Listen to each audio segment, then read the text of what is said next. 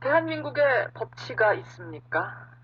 BBK 의혹을 제기했다가 명예훼손 혐의로 기소돼서 현재 구속 수감 중인 민주통합당 정봉주 전 의원. 정 전 의원의 사면이 불발되자 국회 법사위원장이죠. 박영선 의원이 이런 말을 남겼습니다. 어떤 의미인지 직접 들어볼까요? 국회 법사위 박영선 위원장입니다.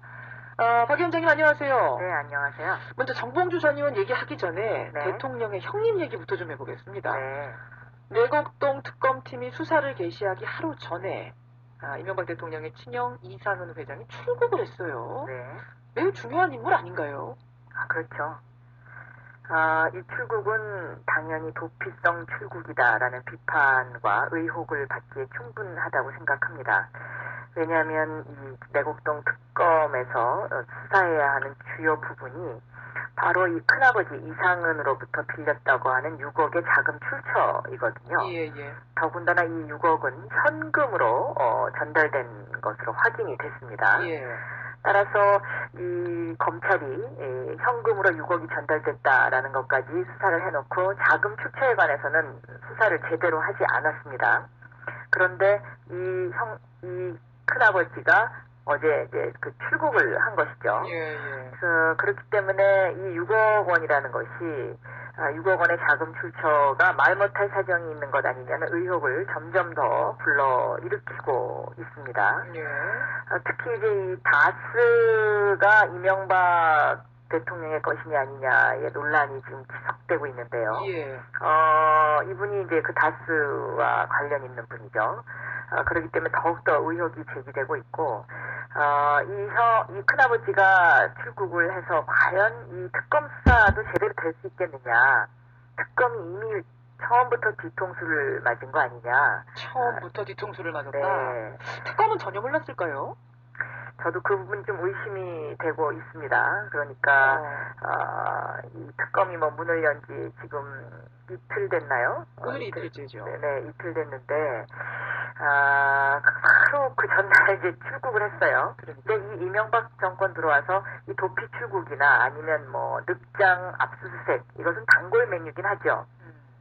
그런데 이제 검찰에서 그동안에 계속 이렇게 도피 출국과 늑장 압수수색을 일삼아 왔기 때문에 국민의 신뢰를 받지 못했는데, 만약에 이번에 특검마저 그렇게 한다면 우리 국민들은 참 희망이 없다라는 생각이 듭니다. 그러나 아직 예. 그렇게 단정하기에는 조금 일러 보입니다. 예. 수사를 좀 해보셔야겠네요. 그러니까 그 부분. 네, 그 큰아버지가 뭐 24일날 돌아온다는 그런 이야기도 있으니까요. 예. 한번 지켜보도록 하죠. 그러니까요. 도피 출국 아니고 중국 공장 출장차 출국한 거고 네. 24일에 돌아오겠다 뭐 이렇게 밝히고 있으니까요. 네. 그때 돌아오면은 이게 도피성이 아니지만 네. 만약 그 시간을 넘기면 이건 도피성이라고 볼 수밖에 없는 상황 이렇게 되는 건가요? 그래도 예를 들면 중국에 왜 꼭 이때 갔었어야만 하는가에 대한 명백한 사유가 밝혀지지 않는 한, 또 예를 들면 그 중국에 가서 뭐 이런 자금 출처와 관련된 어떤 다른 사람과 뭐 정황을 맞추기 위한 어떤 의혹이 있을 수도 있는 거고요. 예를 들어서 지금 최시중 방통위원장이 구속되어 있긴 합니다만은 예. 이 최시중 방통위원장의 또 다른 어떤 열쇠를 쥐고 있는 정용욱 최시중 방통위원장의 전 정책보좌관이 있습니다. 예. 이 사람도 해외에 출국해갖고 지금까지 돌아오지 않고 있거든요. 이렇게 그 이명박 정부 들어서 부패와 연결된 각종 사건에 해외에 나가서 돌아오지 않는 사람들이 상당히 많이 있죠. 민간인 사찰 문제도 워싱턴에 파견됐던 최 비서관도 그 파견이 일종의 이 민간인 사찰을 무마하기 위해서 파견이 나갔던 것, 이런 여러 가지 예를 봤을 때는 정말 국민들이 가슴 답답하고 의혹이 더욱더 제기될 수밖에 없다고 저는 생각하고 있습니다. 예, 박영선 법사위원장 만나고 있습니다. 화제를 좀 돌려보죠. 네. 명예훼손 혐의로 수감 중인 정봉주 전 의원 가석방이 뭐 될 거다 이런 얘기들이 있었는데 불발이 됐어요. 네. 근데 뭐 정치인이 가석방 안 되는 경우도 많이 있는데 유독 이번에 이렇게 심하게 문제 제기를 하시는 건 왜일까요? 모든 요건이 가석방이 될 수 있도록 갖춰져 있었습니다. 첫째, 이제 그 수감 생활을 얼마나 모험적으로 했느냐의 등급에 있어서 S1을 받았거든요. S1이 뭐 스페셜 원입니까? 그런 것 같습니다. 맞아, 그보다 더 위는 없어요, 그러면? 네, S1이 가장 최고의 점수죠. 예. S2를 받은 사람도 가석방이 됩니다. 그러니까 첫째 그 요건을 다 갖췄고요. 예. 두 번째는 조정문 본부에서 가석방을 해야 된다는 의견 제출이 있었고, 또 비공식적으로 검찰에서도 이거는 풀어줘야 되는 거 아니냐. 왜냐하면 은진수 전 감사위원을 가석방 시켰기 때문에 그 형평성에 맞지 않다라는 이런 간접적인 의견 제출이 있었던 것으로 알고 있습니다. 예. 그런데 이것이 이제 갑자기 그날 이렇게 결정이 됐죠.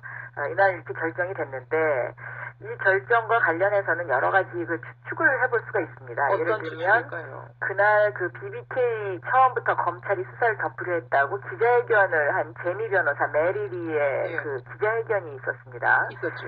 그것과 이것이 가석방이 맞물리게 되면 BBK가 다시 점화되는 것이 아닐까 하는 그런 우려, 이것 때문에 갑자기 가석방을 해주려다가 그만둔 것이 아닌가라는 이제 그런 의혹이 한켠에 있고요. 잠시만요. 그러면 거기서 한 가지 확인할 것이 네. 이번에 가석방이 될 거라는 뭐 이런 귀뜸이라든지 이런 이야기를 들으신 적이 있으십니까? 기뜸은 없었지만 이 가석방과 관련된 그 관련자들이 대부분 다 될 것으로 보고 있었습니다. 이 정도 정황이면 안 될 이유가 없다. 안될 수가 없다. 법조인들이 그렇게 다 얘기를 했어요. 네. 그리고 예. 두 번째는 또 이런 이제 의혹이 있습니다.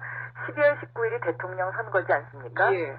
12월 19일 전에 정봉주 의원이 가석방이 되면 예. 이 정봉주 의원이 굉장히 억울한 옥살이를 했기 때문에 이것이 대선에 미치는 어떤 영향과 관련해서 이런 어떤 그런 분석이 있었을 가능성이 있다는 것이죠. 그래서 이런 두 가지 지금 의혹이 제기가 되고 있는 상황인데요. 예. 정봉주 의원이 참 교묘하게도요, 이 100% 이제 수감 생활을 하게 되면 대선이 끝난 직후에 바로 나오게 됩니다. 언제 나오는 거죠? 네. 그리고 내년에 직후에. 직후에 나오게 됩니다. 아하. 직후에 나오게 되기 때문에 당연히 그런 이제 의혹을 제기할 수 있는 것이고요. 예. 그리고 이제 11월 달에 한 번 더 가석방 심사위원회가 있습니다. 예. 그래서 저희 민주당에서는 이 부분도 더 지켜봐야 된다고 저는 이들은 보고 있고요. 또 하나는 어제 국감장에서도 이제 제기가 됐습니다마는 이 정봉주 의원과 거의 유사한 발언을 한 박근혜 후보에 대해서 이 검찰이 무혐의 처분을 했어요. 올해 4월 19일 날. 아마 지금 좀 가물가물한 분들도 계실 텐데 어떤 네. 발언을 말씀하시는 거죠? BBK의 소유주가 누구입니까? 라고 대통령 2007년도 한나라당 대통령 후보 경선 당시에 BBK 소유주가 누구입니까? 라는 그 박근혜 후보의 연설이 있었고요. 예. 또 여기 동영상이 지금도 있습니다. 그래서 여기에서 정봉주 의원과 거의 동일한 이야기를 박근혜 후보가 했죠. 실소유주는 이명박 후보다 이런 얘기를 그런 이제 그 주가 조작이나 뭐 가스 관련 이런 이제 이야기들을 했었는데요. 여기에서 이제 한 가지 짚고 넘어갈 것이 어제 이제 그 국감장에서 그러면 왜 그 박근혜 후보를 무혐의 처분을 했느냐라는 질문이 있었습니다. 예. 그런데 이 검찰 측의 답변은 이것입니다. 박근혜 후보는 정봉주 의원처럼 직접적으로 얘기한 것이 아니라 언론에 난 것을 인용한 것이기 때문에 그렇다라는 답변이 있었는데 아하. 이것은 사실과 다릅니다. 왜냐하면 박근혜 후보 측이요. BBK 기획 입국설과 관련한 수사에서 보면 예. 박근혜 후보 측의 유영하 변호사가 미국에 가서 김정준을 직접 접촉한 것으로 나와 있고요. 또 이해운 전 의원 같은 경우에는 예. 에리카 킹과 직접 전화를 여러 차례 했던 것으로 그렇게 수사 기록상에 나와 있습니다. 예.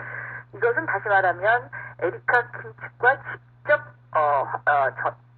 접촉을 해서 많은 사실을 확인했다는 것을 의미하는 것이거든요. 아하. 그렇기 때문에 이렇게 대통령 후보 경선에서 연설을 하는 것이었고 그 연설 내용에 보면 그 어느 곳에도 언론을 인용했다라는 그런 것을 찾기가 힘든 그런 구절들이 몇 군데 있더라고요. 제가 어저께 봤더니. 그렇군요. 그래서 이 부분은 형평성 논란이 계속 끊임없이 제기될 것이고 알겠습니다. 과연 우리나라가 고무줄로 이렇게 법의 잣대를 과연 대고서 이렇게 법치를 운영해도 되는 것이냐에 대한 법무부 장관에 대한 비난이 계속일 것으로 보이고 있습니다. 30초 정도 남았는데 이 질문은 드려야겠네요. 그럼 일종의 사법부의 정권 눈치 보기다 이렇게까지 보십니까? 그렇습니다.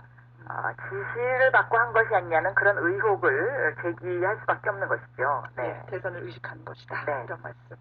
예, 오늘은 여기까지 듣겠습니다. 박영선 위원장님 고맙습니다. 네. 민주통합당 박영선 의원, 법사위 위원장이었습니다.